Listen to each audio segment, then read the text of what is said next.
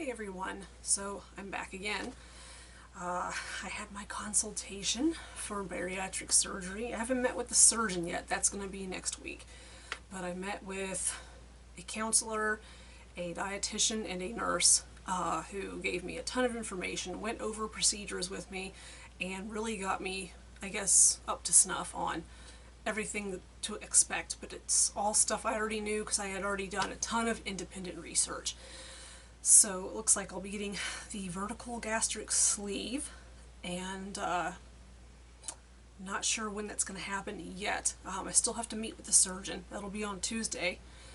I also still have to have a quick psychiatric evaluation with I guess a psychiatrist or psychologist who can basically just jot down a few notes about whether or not they feel that I'm mentally and emotionally capable of committing to the surgery and following through excuse me, and following through afterwards with instructions. Like, some people cannot handle it, and I gotta vent real quick about something.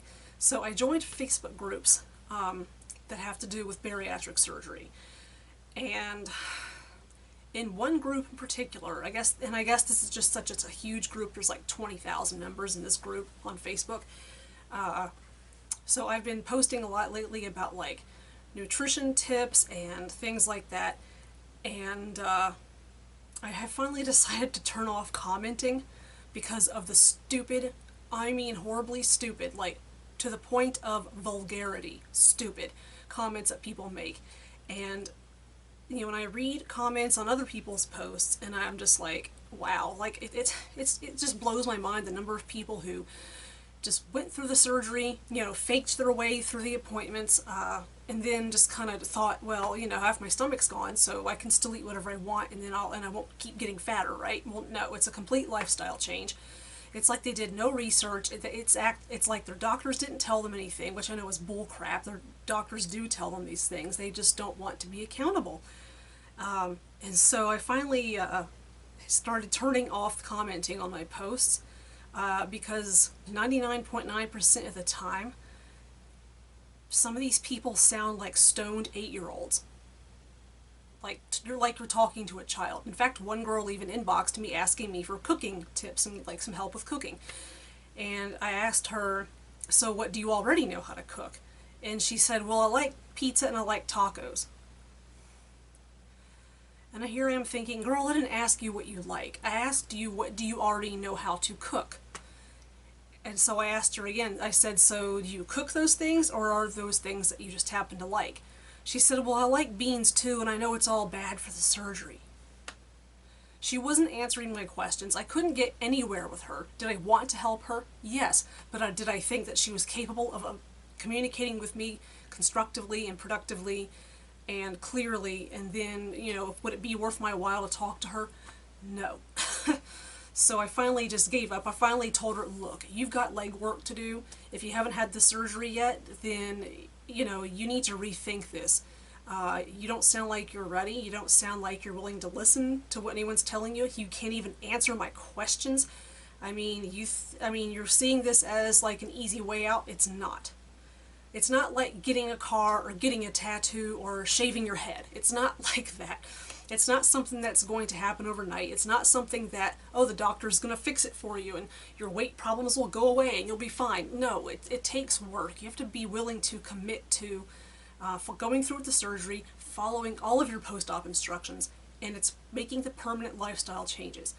The surgery is just a tool. It's like giving you a wrench or a screwdriver.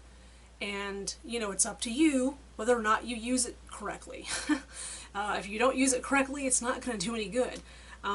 So there's that. But so I finally had to kill the conversation with this poor girl. And, I really did feel like I was talking to a child. It was ridiculous. I don't know how old she was. In her picture, like her little thumbnail for Facebook, she looked like maybe in her 20s, but that doesn't mean that she's, just because someone is a certain age doesn't mean that mentally and emotionally or intellectually they're that age. This girl looked like she was maybe 24, 25, but she was talking to me like, literally like a first grader. So, yeah. Anyway, sorry about that quick rant. I just needed to get that out of my system, and I also wanted to point that out for anybody else watching this video who's interested in bariatric surgery. You just need to know these things and be aware, and I mean, do the legwork. You have to do the legwork, otherwise you're wasting your time. So yeah, some accountability and self-discipline are the two very best gifts a person can give themselves, and in order to go through with the surgery and be able to commit to what has to happen after the surgery, you've got to have those two things. If you don't, then it's just going to be surgery and nothing's going to change. So yeah, I had that consultation, and they gave me this nice dandy binder full of all sorts of interesting tidbits and information about the surgery, and they also gave me these little samples of some like little vitamins. Yeah, pretty close to like right after surgery, like in the first few weeks, it's not uncommon for patients to become slightly dehydrated or not getting enough protein in. So they give you all these like soft, chewable vitamins and stuff to take so that your nutrition is not compromised while you're healing up, because they cut your like 2/3 of your stomach, and they staple it up with titanium staples, and they stay there. They stay inside your body. And so since your stomach is smaller and you are on a mostly liquid diet for like a couple weeks after the surgery, it's really hard to get the appropriate amount of nutrition in. So in the meantime, like while you're healing up, in the meantime, before you can transition back to like soft foods and then eventually like normal type foods again, some people tend to fall behind on getting their nutrients and vitamins and stuff in. So there's that. But yeah, this is it's nice. It's got Velcro. I like practical things like that. I mean, you guys know me, so there's that. So, arts and crafts. So, yeah, I'm still not going to show you guys my new craft room just yet. It's embarrassing because it's a total fucking pigsty. And it's like, I'm one of those people that I'll get a room, like my craft room, cleaned up and everything put away and organized, and I'll wipe the table and I'll sweep the floor, I'll mop the floor, and I'll take out the trash and just tidy up really good. And then like a day later, I'm already chasing another project, and it's a mess again. So I've got strips of bed sheets like cut up and hanging everywhere. And so yeah, the big secret, or the mystery about my next project that I mentioned in my thrift haul video is I'm using bed sheets and t-shirts to make raggedy just throw rugs. It's very time consuming.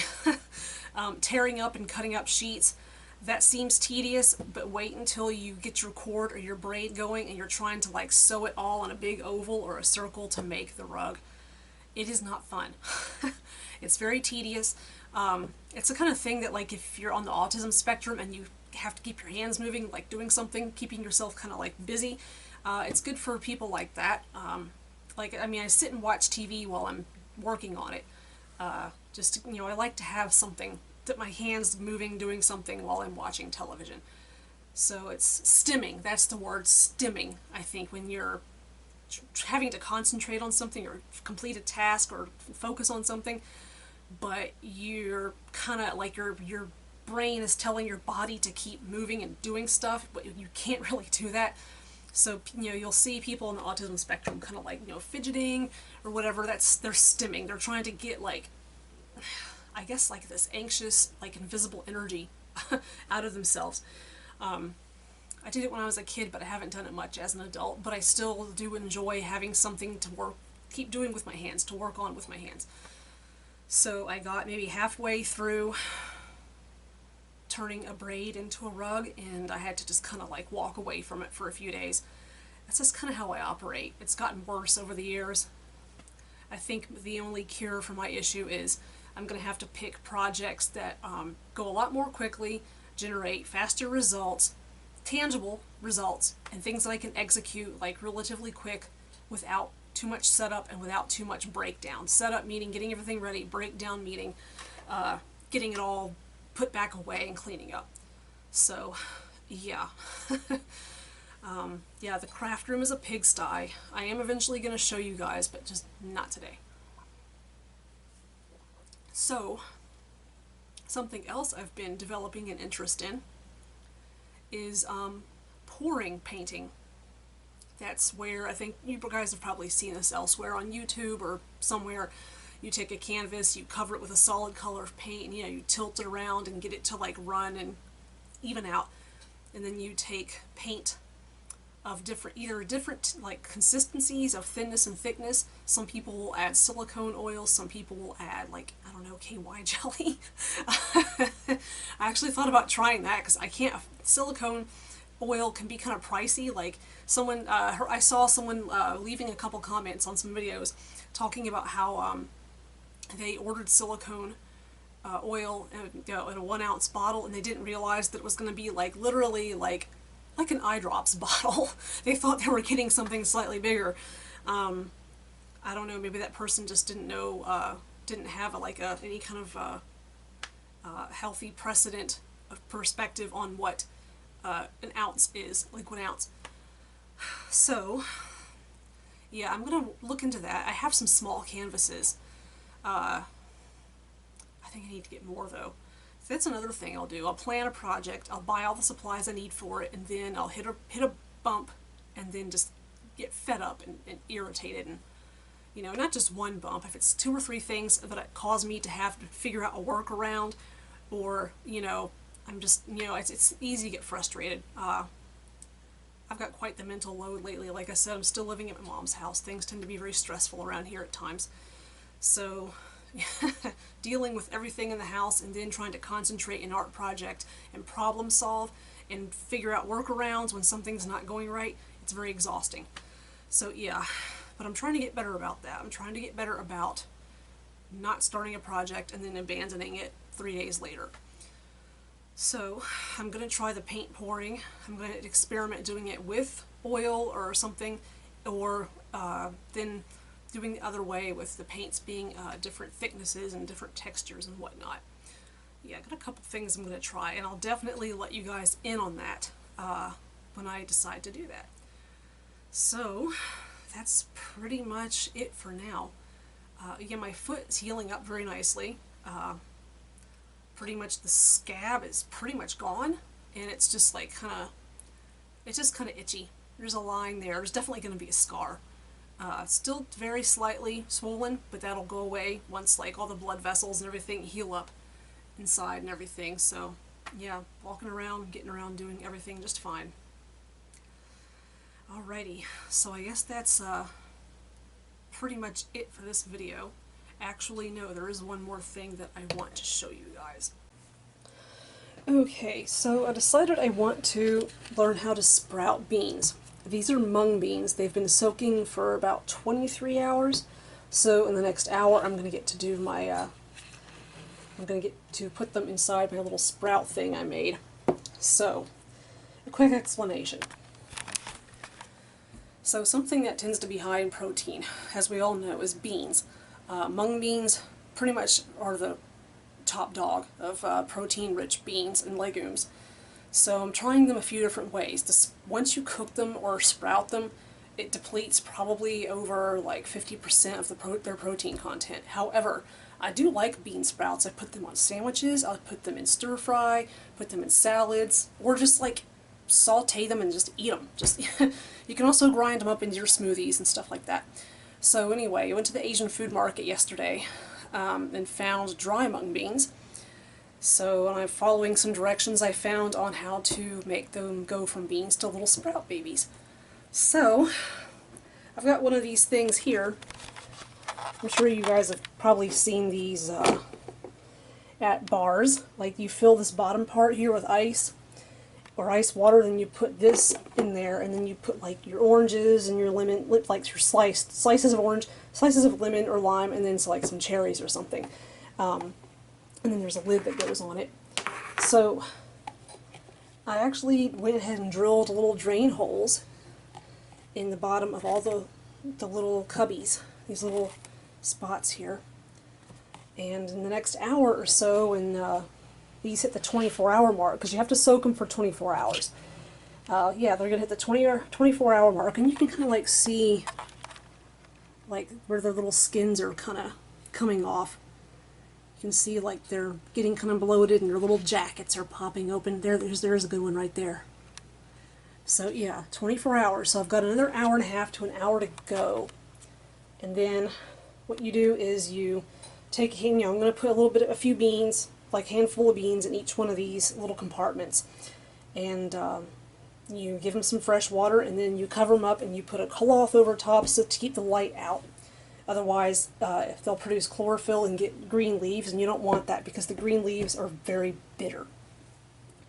So yeah, this is going to be an interesting little experiment. So far, what I keep hearing is that it takes like 5 to 6 days before you get like sprouts.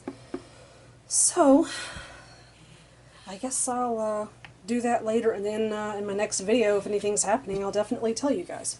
So there's that. I guess that's it for this video. It actually is this time. So anyway, I guess I'm going to shut off the camera and get back to what I was doing, which is kind of lounging at the moment. So yeah, don't forget to like, share, and subscribe, and I guess I'll see you kids later.